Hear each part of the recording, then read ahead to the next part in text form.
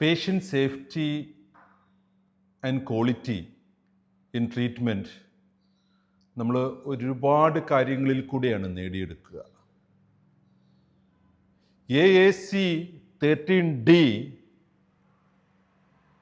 AAC 13 നമ്മൾ discharge സമ്മറിയുടെ സ്ട്രക്ചറിനെ കുറിച്ച് പഠിക്കുമ്പോൾ AAC 13D discharge summary incorporates instructions about when and how to obtain urgent care എന്നൊരു objective എലമെൻറ്റിൽ കൂടെ പറയുന്നത് നിസ്സാരമല്ലാത്തൊരു കാര്യത്തെക്കുറിച്ചാണ്. ഇത്രയും നീണ്ട കാലത്തെ ആശുപത്രി സഹകരണത്തിൽ കൂടെ ഒരു ഡിജിറ്റലൈസേഷൻ പ്ലാറ്റ്ഫോം ഇത്രയും ഒരു നൂറുകണക്കിന് ആശുപത്രികളിൽ കഴിഞ്ഞ 25 കൊല്ലമായി സൊല്യൂഷൻ കൊടുക്കുന്നതിൽ നിന്ന് പതിനായിരക്കണക്കിന് ഡോക്ടേഴ്സുമായിട്ടും ലക്ഷത്തിലധികം നഴ്സസുമായിട്ടും ഇൻട്രാക്ട് ചെയ്തതിൽ നിന്ന് ഞാൻ മനസ്സിലാക്കിയിട്ടുള്ളൊരു കാര്യം, ഡിസ്ചാർജ് സമ്മറിയിൽ ഒരു അർജൻറ്റ് കെയർ ഒബ്റ്റെയിൻ ചെയ്യുന്നതിന് പലപ്പോഴും നമ്മൾ കൃത്യമായൊരു സെൻറ്റൻസ് അതിൻ്റെ ഫുഡറായിട്ട് ഫിറ്റ് ചെയ്യുന്നതാണ് കണ്ടിട്ടുള്ളത്.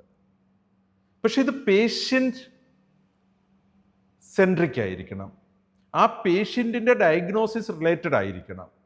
ഒരു സർജറി കഴിഞ്ഞ പേഷ്യൻറ്റിൻ്റെ വൂണ്ടിൽ നിന്ന് ബ്ലീഡിങ്ങോ ഡിസ്ചാർജോ ഉണ്ടായാൽ ഏതെങ്കിലും മരുന്ന് കഴിക്കണമോ, ഒരു ഡോക്ടറെ അടുത്ത് കൺസൾട്ട് ചെയ്യേണ്ടത് എപ്പോഴാണ്, ഒരു എമർജൻസി കോള് ഹോസ്പിറ്റലിലേക്ക് ചെയ്യേണ്ടത് എപ്പോഴാണ്, അതിന് ഏത് നമ്പറാണ് യൂസ് ചെയ്യേണ്ടത്, അത്തരത്തിൽ ആ പേഷ്യൻ്റെ ഡയഗ്നോസിസുമായിട്ട് ബന്ധപ്പെട്ടും ട്രീറ്റ്മെൻറ്റുമായിട്ട് ബന്ധപ്പെട്ടും റിലേറ്റഡ് ആയിരിക്കണം ഈ ഒരു എമർജൻസി കെയർ അല്ലെങ്കിൽ ഒരു അർജൻറ്റ് കെയർ എപ്പോൾ സ്വീകരിക്കണം, എങ്ങനെ സ്വീകരിക്കണം എന്നുള്ള അഡ്വൈസ് ഡിസ്ചാർജ് സമ്മറിയിൽ ഉണ്ടാവേണ്ടത്.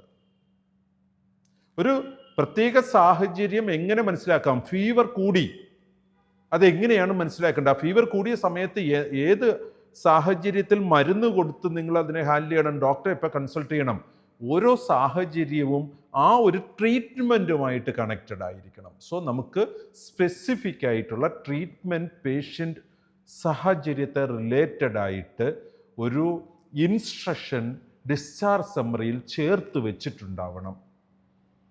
അതിന് നമ്മൾ കൊടുക്കുന്ന കമ്മ്യൂണിക്കേഷൻ അവർക്ക് മനസ്സിലാകുന്ന രീതിയിൽ ഡിസ്ചാർജ് സമ്മറിയിൽ ഉണ്ടാകണം, അവരുടെ ലാംഗ്വേജിലുണ്ടാകില്ല അത്രയും നല്ലത്. അത് നമുക്ക് ആ ഡിസ്ചാർജ് സമ്മറി എക്സ്പ്ലെയിൻ ചെയ്യുമ്പോൾ അതും കൂടെ എക്സ്പ്ലെയിൻ ചെയ്ത് കൊടുക്കാൻ കഴിയണം. ഡിസ്ചാർജ് സമ്മറി വെറുതെ പ്രിൻ്റ് എടുത്ത് കൊടുക്കുന്നതെന്നല്ലല്ലോ. ഡിസ്ചാർജ് സമ്മറി എടുത്ത പേഷ്യൻറ്റിനോ ബൈസ്റ്റാൻഡറിനോ നമ്മൾ കൃത്യമായി എക്സ്പ്ലെയിൻ ചെയ്ത് കൊടുക്കുന്നുണ്ടാവും. ഈ കണ്ടന്റ് അവിടെ ഉണ്ടാവണം, അത് കൃത്യമായി എക്സ്പ്ലെയിൻ ചെയ്യണം. AAC 13D പറയുന്നത് നമ്മുടെ ഡിസ്ചാർജ് സമ്മറിയിൽ ഒരു അർജൻറ്റ് കെയറുമായിട്ട് ബന്ധപ്പെട്ട ഇൻസ്ട്രക്ഷൻസ് പ്രോപ്പറായിട്ട് അവർക്ക് മനസ്സിലാകുന്ന രീതിയിൽ ഉണ്ടായിരിക്കണം, അത് എക്സ്പ്ലെയിൻ ചെയ്തിരിക്കണമെന്നാണ്.